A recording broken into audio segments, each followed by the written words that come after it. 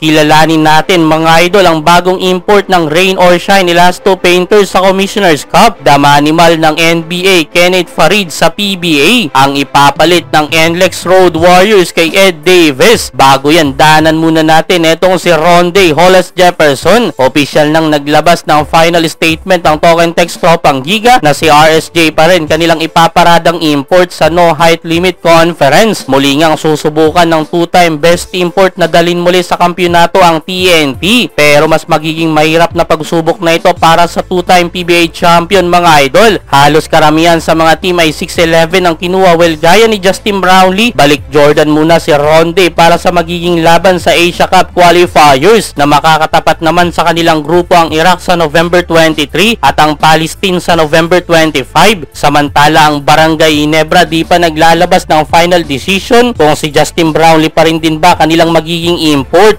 Matapos niyang matalo na naman sa pangalawang pagkakataon ni Brownlee sa finals kontra RSJ, ay mas lalo itong nanggigil na bumawi sa best import ng TNT. Babawi nga daw siya kay Ronde sa upcoming Commissioner's Cup. After Ginebra, balik gilas muna si Brownlee para i-representa muli ang bansang Pilipinas sa second window ng FIBA Asia Cup qualifiers. Do wala pa ngang inilalabas na final statement ang Ginebra, ayon kay Coach Tim Cone, 80 to 90% daw na si Justin Brownlee pa rin kanilang magiging import sa panibagong conference ng PBA. Nakadepende siguro sa magiging performance at kung maging healthy si JB after ng mga magiging laban ng Gilas. Pinagpaplanuhan din kasi ng Barangay Ginebra na pagpahingahin muna si Brownlee. Well, still energetic pa rin si JB pero nasa 36 years old na nga ito mga idol. Sa mga Ginebra fans, para sa inyo, dapat nga bang pagpahingahin muna si Justin Brownlee or siya pa rin? I-komento mga opinion nyo mga idol at babasahin natin lahat yan. Para naman sa defending champion na San Miguel Beermen, wala pa rin din kasiguraduhan kung sino kanilang ibabandera para depensa ng titulo. Kinokonsidera nila ngayon si Quincy Miller, isa sa kanilang mga import ngayon sa East Asia Super League. Ang first option talaga ng team ay ibalik si Benny Boatwright, pero dahil sa nagpapagaling pa nga ito sa natamong injury, malamang sa malamang ay ibang import na kanilang bibit-bitin sa darating ang Commissioner's Cup. At ang isa nga sa kanilang option ay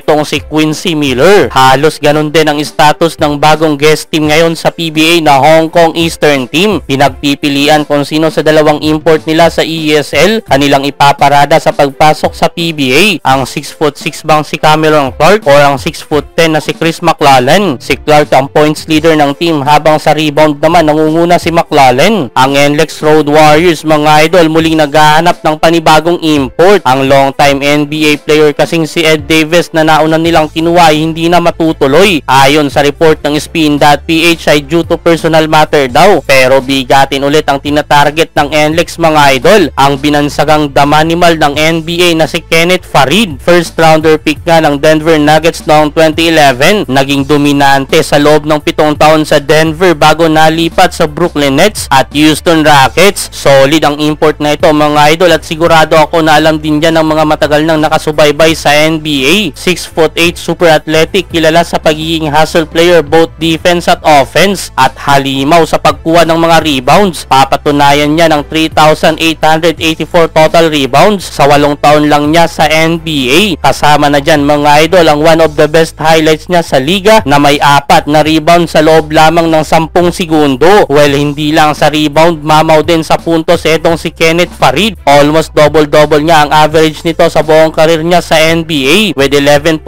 points at 8.1 rebounds per game. Kabila nga din siya mga idol sa US team gold medalist sa FIBA World Cup 2014. Kasama sina Stephen Curry, Klay Thompson, Kyrie Irving, Derrick Rose, James Harden, Anthony Davis at iba pa. Yun nga lang pinoproblema ng NLEX ay kasalukuyang naglalaro pa itong si Kenneth Farid sa semifinal sa Mexico. Kung dumiretso pa sa sunod na round ay baka matagalan pa ang pagkuha sa kanya ng NLEX Road Warriors. At last, para sa Rain or Shine Elasto Painters, bagong import para sa Commissioner's Cup, Kenneth din mga idol na si Kenneth Kaji. Official na nga yan mga idol, Cameroonian veteran, 36 years old, listed 6'11", 11 years pro na naglaro na sa Greece, Lithuania, Turkey, Spain, France, Israel, Saudi Arabia at Cameroon. Member ng Cameroon national team etong si Kenneth Kaji mga idol. Grabing mga highlights din ang meron ito sa YouTube. Big man na may tira sa labas at maaasahan sa ilalim. Good passer, magaling mag-create ng play sa mga teammates at great great defender din mga idol na siguradong isa sa mga dahilan kung bakit siya ang kinuha nila Coach Yeng Kiao. Matulungan kaya ni Kenneth Kaji na maging contender ulit ang rain or shine? Well, abangan natin yan mga idol.